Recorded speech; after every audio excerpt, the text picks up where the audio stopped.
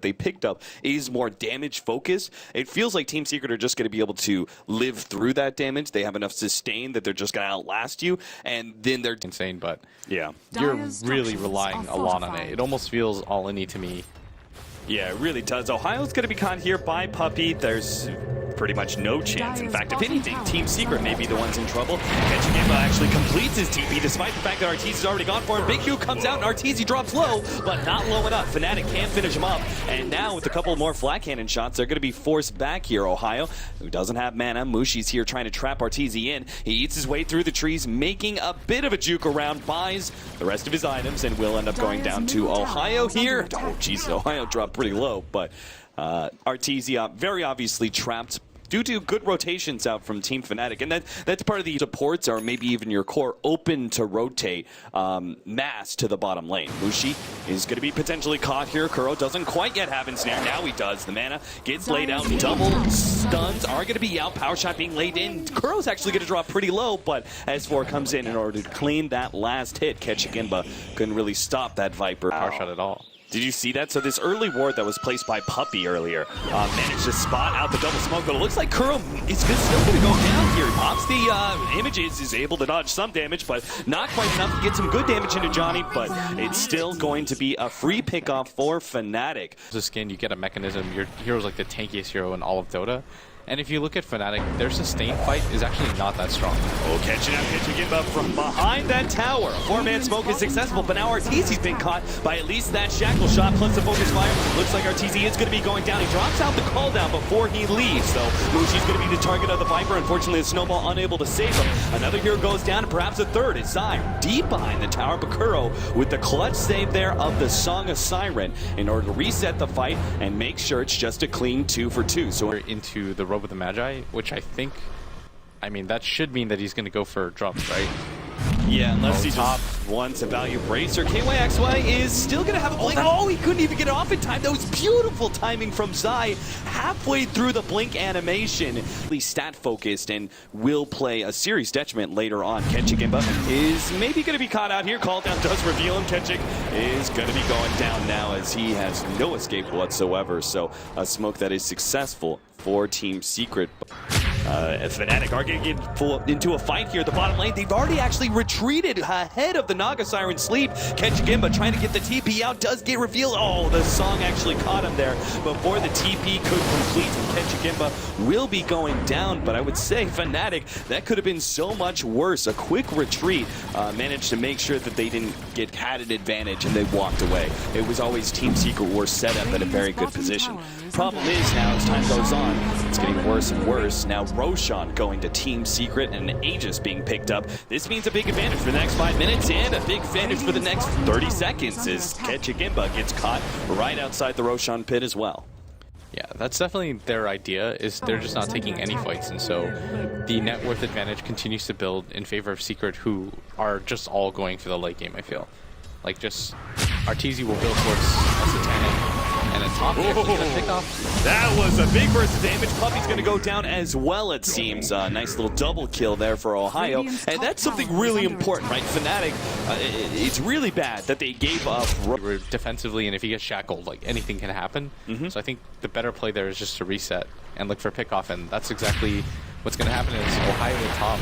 Yeah, he's going to be going down quite easily. The Walrus Punch leading things off, so the three-man smoke gang finds Ohio yet another kill. Talking about Fnatic and now their only potential bailout would be S4 as the Viper sitting farther down. Arteezy is going to be targeted here as he already takes some damage from KYXY. I think they're hoping to be able to burn that BKB already. KYXY S4 is now coming over as well. They're going to try and blow off Arteezy, but there goes the mech and actually keeps him alive. Enough time to be able to get down the call down, and he's not even going to go down. He's getting healed enough. He lives with just 20 HP. The Maledict is there. The BKB runs out at the last half second, and the Maledict will kill him in the end. So they actually do manage to pick pick him off because his Aegis expired there as the fight transgressed, but Arteezy. Yeah, they were trying to time that Aegis out, and with this ward, they didn't actually see them run through, but everyone was in position, and this might even mean that Mushi's dead. He doesn't have any defensive items. If he just gets ensnared with S4 in position, this should mean a death. He already recognizes that. He's just going to go for the tower, and he might actually get out. Oh, no, the vacuum is there. Mushi now turns for the tower. He gets it in the end, so he gives up his life. That dying breath does get up that last shot. Meanwhile, Puppey goes for the tower of his own in the top lane. Does manage to snag it before Ketchik Imba could hit the deny. More interesting, I guess, to talk about what Fnatic are doing to try to get back into the game. It's more interesting to talk about the struggle because you do see Team Secret building more and more of an advantage. But Fnatic will find a serious pickoff here on S4, but he's tanking as all hell. Ohio actually has to pop the Shadow Blade and start packing himself up for fear of trading 1-for-1. But in the end, the three-man gank is successful. Nobody lost on the side of Fnatic. Down this Queen of Pain, and KYXY is going to get spotted out by Puppey. Oh, Ohio, he did get spotted out now. He's going to try and make a snowball play, but it looks like he is stuck 100%. So Fnatic will lose their Tusk, who was getting himself quite much that can deal with you, but Fnatic are going for the smoke round. They know that the entire team is there. This might actually be their best shot at winning a fight, but they have to do it quickly because Secret are beating on these tier 3s, and this might not even be an advantage because they'll have their own pick. Oh, they're going to go first for Kuro, immediately taking him out. There is going to be no Song of Siren to be able to save them, but already the response is there from Zai. Two-man vacuum while on top of Ohio. This Death Ward, though. Oh, no, he's going to go down. The freezing field's being laid out. Death Ward, though, is focused on S4, but he's just too tanky. He doesn't care. He soaks up all the damage. And now here comes the buyback. Mushi is the first one. Tusk as well lays out his. They need more pickoffs. They need to be able to catch Team Secret, who are on the retreat now, but it doesn't look like they're going to find anything. So really, the only thing that Team Fnatic truly recover, unless Arteezy gets caught here, Ohio kind of playing a small game with him. But yeah, you can't commit. They managed to take away the gem. Because they managed to pick off Kuro first, take him out, make sure there was no Song of Siren set up, and then they immediately have the buybacks. They just not losing anybody after that, I think almost makes the buyback worth it. I think Fnatic are going to be very happy with the one that played, with the way that played out. Yeah, I don't think you're happy with using buybacks because like if you lose this fight, then you're going to lose so much. But yeah. It was like they made the best out of a bad situation. But Secret, I mean, they're just so dominant in their farm right now. Nice ice shards. Arteezy stuck in a bad position, but there goes that Song of Siren. And Arteezy will be able to get away. He's brought down by 800 HP in such a short period of time. They're still going to have the ultimate from KYXY. Arteezy drops lower, but now here comes the vacuum call down. They're going to come catch one and a second. As Aegis falls, Johnny meanwhile throws out that Death Ward, doing a good amount of damage, but it's still not enough to finish off any one hero. S4 on the front line. Mushi is going to be forced to try and take him out. Great shackle shot that locks down S4. A bit longer, will be able to get that kill, but between the ensnare and the damage of Arteezy, the Wind Ranger falls once again, and Team Secret are now left with the predicament of whether or not they want to claim that melee ranks for their own. Yeah, and I think the Queen of Pain is also still in the buyback hold penalty. She's not going to have buyback for another 7 minutes, so her dying here would effectively end the game for Fnatic. So they're just trying to scramble, stay alive whatever they can, but Arteezy, with the help of the Urn, is already at full HP. And that did look like a deceptively good fight for Fnatic because Arteezy dropped so low, S4 was already quite low, and you had the Aegis, but they're unable to capitalize, and Secret just outlasts them because the amount of farm that they have. Yep, Zai is always able to get great counter initiations, and Arteezy, even if he did drop to like 200 HP, it doesn't matter.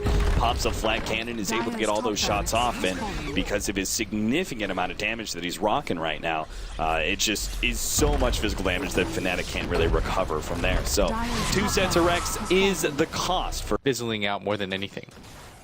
Now we've got more luxury items coming in. Boots of Travel being picked up by Zai's Darkseer.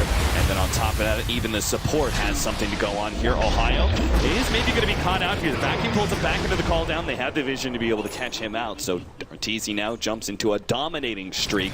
They really desperately need them because this is the game losing fight or winning fight potentially for them.